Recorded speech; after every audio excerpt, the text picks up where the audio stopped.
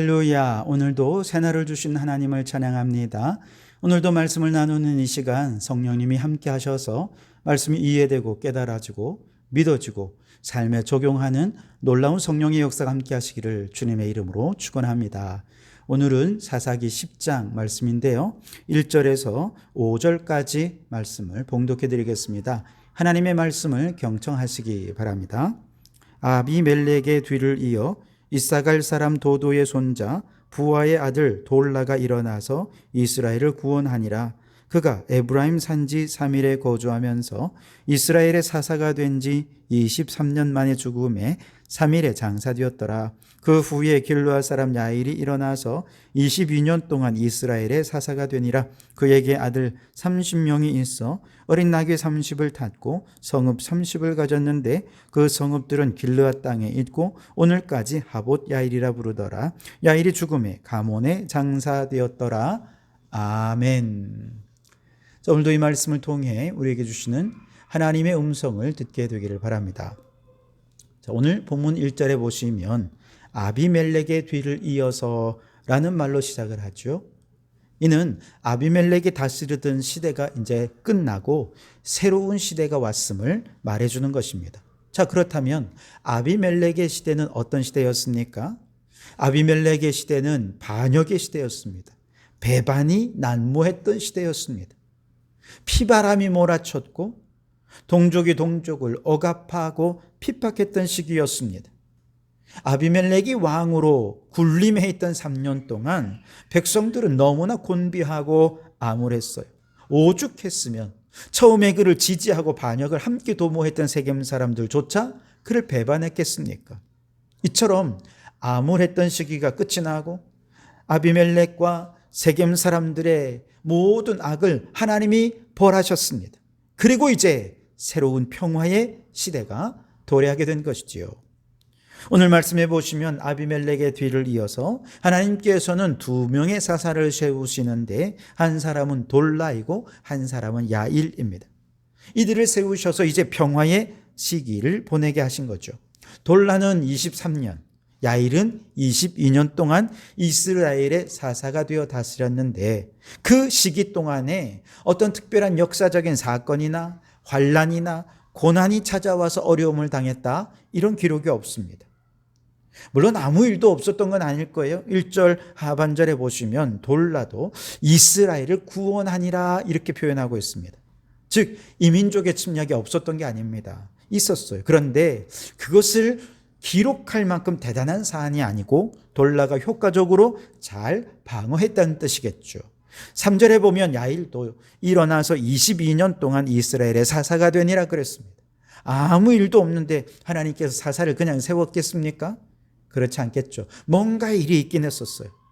그래서 이스라엘을 구원해야 했기에 야일을 세웠는데 이 야일이 지혜롭고 능력 있게 대적들을 잘 물리치고 이스라엘을 구원해내어서 굳이 그 사건을 기록할 필요가 없을 정도였다는 것이죠. 자, 어떻게 보면 아비멜렉의 시대에 온 백성들이 동족들끼리 너무 큰 환란을 겪었죠. 그렇기 때문에 하나님께서는 돌라와 야일이라는 두 사사를 세워서 그동안 입었던 상처를 치유해 주신 겁니다. 그들의 곤비함을 달래주시고 위로해 주신 것이 아닌가, 그런 생각이 들 정도입니다. 그 정도로 두 사사가 다스리던 47년 동안 평화가 가득한 시기가 이어진 것이죠. 여러분, 우리 하나님은 힘들어 지친 하나님의 백성들에게 위로와 치유와 평화와 안식을 주기 원하시는 분이신 줄 믿습니다. 영원한 고난은 없어요. 끝없는 역경도 없습니다. 반드시 모든 고난은 끝이 옵니다. 모든 역경은 터널의 끝이 있어요. 그리고 돌라와 야일 같은 귀한 일꾼을 통해서 평화의 시기를, 치유와 회복의 때를 허락해 주실 줄 믿습니다. 욥처럼 모든 것을 잃고 지금까지 이루었던 것이 하루아침에 와르르 무너지는 때가 있어요. 근데 중요한 것은요, 그때 다 끝났다 이렇게 생각해서는 안 된다는 거예요. 우리가 끝났다고 생각할 때 하나님께서는 우리를 일으켜 주시고 다시 시작할 수 있는 새로운 기회를 반드시 주신다는 거예요.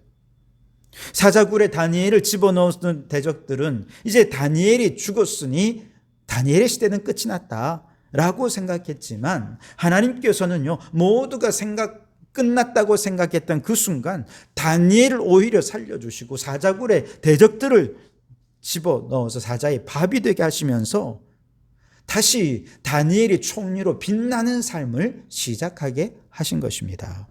요나가 물고기 뱃속에 들어갔지만 하나님께서는 요나를 토해내게 하셔서 끊어졌던 사명을 다시금 시작할 수 있게 해 주셨어요. 누가 하셨습니까? 다 하나님이 하셨습니다. 우리 하나님은 지치고 힘든 그의 백성들을 위로하십니다. 치유와 평화와 안식을 주시고 새로운 기회를 주시는 분이십니다. 그러니 여러분, 쉽게 다 끝났다고 판단하지 마십시오. 사업이 부도가 났습니까? 이제 모든 게 끝이야 라고 생각할 때 하나님께서는요, 돌라와 야일 같은 사람을 일으켜 주셔서 도와주십니다. 젊은 신혼부부가 영끌해서 집을 샀는데 그만 사기 전세였어요. 혹은 청년들이 비트코인에 전 재산을 올인해서 집어넣었는데 5분 만에 전 재산 다 잃고 빈털터리가 되기도 합니다.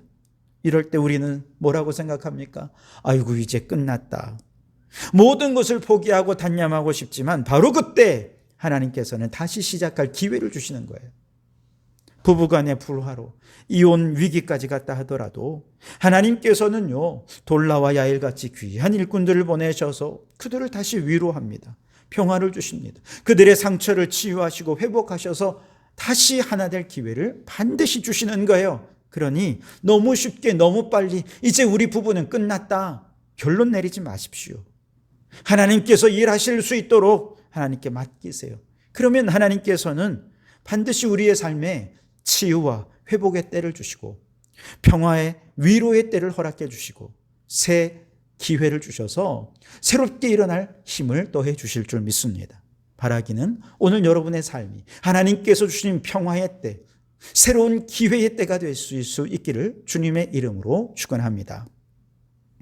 6절에 보시면 47년간의 평화의 시기가 끝나자 이스라엘 백성들은 또다시 하나님을 버리고 바알들과 아스다롯과 아람의 신들과 시돈의 신들과 모압의 신들과 암몬 자손의 신들과 블레셋 사람들의 신들을 섬기는 악을 다시 반복합니다. 그러자 하나님께서는 블레셋과 암몬을 통해 이 백성들을 치셨고 18년 동안 그들의 억압과 착취와 고난을 당하게 하신 것이죠. 그리고 또다시 이 곤고함 속에서 자신들의 죄를 회개하며 하나님께 부르짖습니다. 그런데 하나님께서 평소와 좀 다르십니다. 곧바로 그들을 구원하기 위한 사사를 보내지 않으셨어요. 먼저는 지금까지 이 백성들이 위기에 처할 때마다 하나님께서 얼마나 큰 사랑으로 그들을 구원해 주셨는지, 반복적으로 하나님께서 얼마나 많은 은혜를 베풀어 주셔왔는지를 그들에게 떠올려 주십니다. 상기시켜 주신 거죠. 이렇게 구원해 주었음에도 불구하고 계속해서 하나님을 버리고 다른 신들을 섬기고 우상 숭배했던 이 백성들을 향해서 오늘 13절 14절에 보면 내가 다시는 너희를 구원하지 아니하리라, 너희가 택한 신들에게 나가서 부르짖어 보아라, 그렇게 말씀하시면서 우리 하나님의 서운한 마음을 가감없이 이야기하십니다. 자, 그럼에도 불구하고 이스라엘 백성들은요, 이제 하나님밖에 유일한 희망이 없어요. 그래서 다시 한번 더 15절에 보면 우리가 범한 죄에 대한 처분 달게 받겠습니다. 그러니 일단 우리를 좀 건져주십시오. 하나님께 간절히 요청합니다. 그러면서 구체적인 행동으로 모든 이방신들을 제거하고 다시 하나님을 섬기기 시작하죠. 그러자 16절 하반절에 보시면 여호와께서 이스라엘의 곤고로 말미암아 마음에 근심하시니라 그랬습니다. 이때 마음에 근심하신다, 이 말은 히브리어로 마음이 짧아졌다 이런 뜻이에요. 마음이 짧아졌다는 것은 아주 비유적인 표현인데요, 마음이 막 걱정과 조마조마 이런 마음, 너무너무 걱정되어서 막 견딜 수 없는 마음이 막 쪼그라드는 거 있죠. 바로 그런 뜻입니다. 여러분, 좀 전까지 하나님은 나 너희들 구원 안 할 거야, 서운해, 용서하지 않을 거야, 이렇게 말씀하시던 하나님께서 왜 그들의 곤고함 때문에 이렇게 마음이 쪼그라들 정도로, 짧아질 정도로 이렇게 근심하시는 것입니까? 다른 이유는 없습니다. 그의 백성들을 사랑하시기 때문이죠. 여러분, 우리 하나님은요, 그의 백성들이 진심으로 회개하며 돌이키기를 원하십니다. 그리고 그렇게 하나님께 돌이키는 그의 백성들을 향해 한없이 자비로우신 사랑의 하나님이 우리 하나님이신 줄 믿습니다. 부모가 자녀에 대해 그런 마음을 갖잖아요. 말 안 듣는 자녀가 자신이 저지른 일로 인해 곤란에 처하게 되어 부모님께 용서를 구하게 되면 부모님은 입으로는 뭐라고 얘기합니까? 아이고, 저는 꼴 좋다 그러죠. 예를 들어서 그렇게 말려도 오토바이 타고 새벽에 나가서 말 안 듣고 그렇게 돌아다니다가 오토바이 사고가 나가지고 응급실에 갔어요. 그러면 부모가 응급실에 가가지고 아이를 보고 제일 먼저 하는 말이 뭡니까? 아이고, 얘는 꼴 좋다 그러잖아요. 그 아이가 정말 병상에 누워서 부모님께 엄마 죄송해요 이렇게 얘기하면 부모님은 으이구 이놈의 자식아 하고 두드려 때리죠.